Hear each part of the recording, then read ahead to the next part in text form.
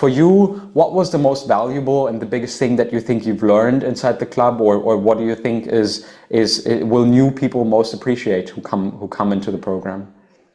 I think definitely just, understanding what ACT is. So the different steps within it, the self-compassion and the acceptance, and the steps to take, to get your mindset there. So that was key.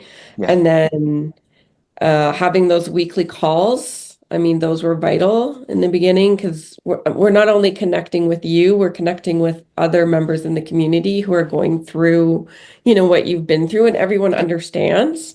And everyone's, story is a little bit different, but at the end of the day, we've all kind of gone through the same kind of thing.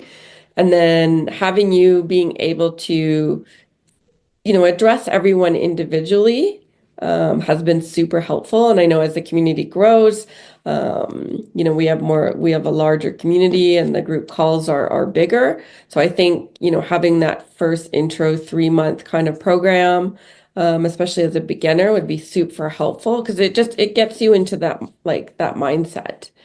And then the buddy system, which is where we, connect with another member of the community, and we kind of hold each other accountable during the week. So if we struggle or we have a success story, we have a buddy that we can share our wins and challenges with. So that's been super helpful.